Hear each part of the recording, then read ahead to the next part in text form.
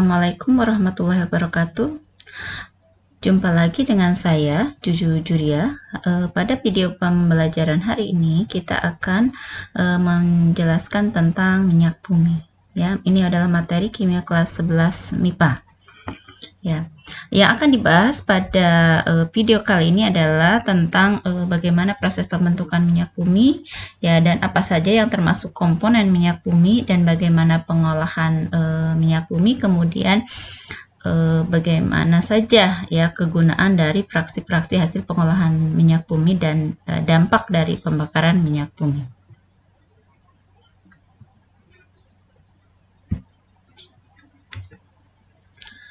Yang pertama, sumber minyak bumi. Dari mana sumber minyak bumi? Minyak bumi ini berasal dari pelapukan jasa drenik yang berasal dari hewan dan tumbuhan, ya, yang sudah mati jutaan atau ribuan tahun yang lalu, ya. Jasa drenik tersebut kemudian dia akan terbawa air sungai bersama lumpur dan mengendap di dasar laut, ya.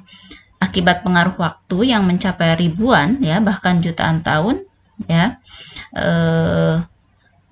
pada temperatur tinggi dan tekanan yang tinggi oleh lapisan di atasnya, maka jasa drenik tersebut itu akan berubah menjadi bintik-bintik dan gelembung minyak atau gas, ya.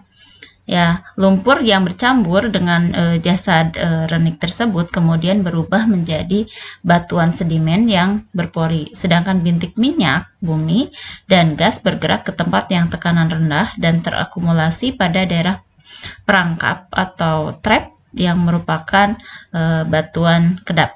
Nah, pada daerah perangkap tersebut gas alam, minyak bumi dan air terakumulasi, ya, sebagai deposit minyak bumi. Nah, di Indonesia ini banyak berbagai wilayah yang merupakan sumber minyak bumi, ya. Misalnya adalah pantai utara Jawa, kemudian Sumatera bagian utara dan timur, kemudian ada Kalimantan bagian timur, kemudian ada daerah Kepala Burung Papua, ya. Nah, kemudian komponen minyak bumi ini apa saja? Ya, yang termasuk komponen minyak bumi ini terdiri dari hidrokarbon jenuh, tak jenuh, alipatik, alisiklik, dan aromatik, ya. Tapi yang paling besar adalah rantai alkana dan sikloalkana, ya.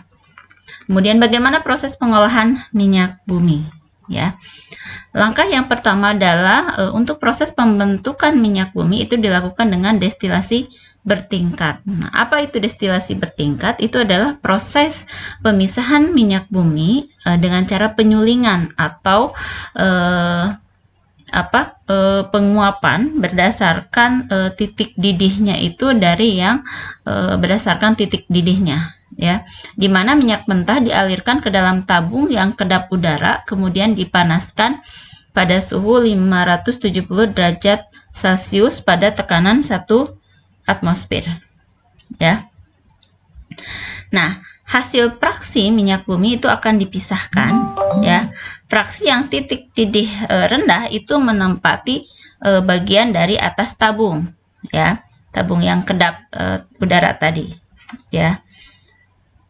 Nah, sedangkan untuk fraksi yang memiliki titik didih yang tinggi itu berada di dasar tabung, ya.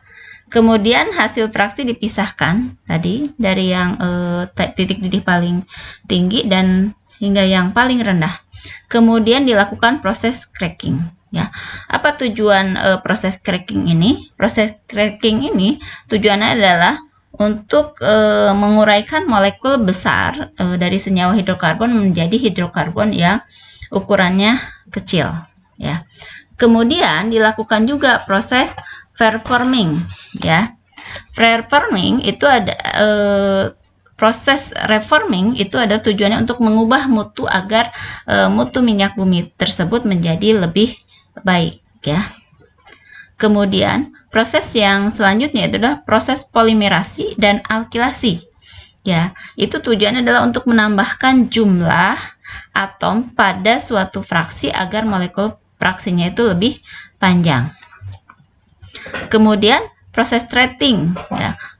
Proses treating itu dilakukan untuk pemurnian fraksi minyak bumi dengan tahap eliminasi dari bahan pengotor. Ya, kemudian yang selanjutnya, yang terakhir itu adalah proses blending. Ya, proses blending ini untuk meningkatkan kualitas produk agar siap pakai ya. Ya, jadi hasil penyulingan minyak bumi ini supaya siap pakai itu dilakukan proses blending. Ya. Berikutnya tentang apa saja sih yang termasuk fraksi minyak bumi. Ya, fraksi minyak bumi yang pertama itu adalah fraksi gas, di mana jumlah karbon pada fraksi gas itu adalah dari C1 sampai C4. Kemudian ada petroleum ether, jumlah C-nya 5 sampai 6. Kemudian ada ligronin atau naphtha, jumlah C-nya 6 sampai 7. Kemudian ada bensin atau gasolin, C7 sampai 8. Ada kerosin atau minyak tanah, C12 sampai 18.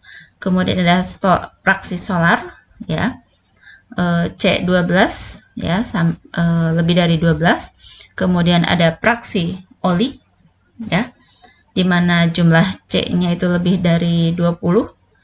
Dan yang terakhir residu atau kita sering sebut sebagai aspal, di mana C-nya lebih dari 70. Nah, titik didih dari residu ini memiliki titik didih yang tinggi.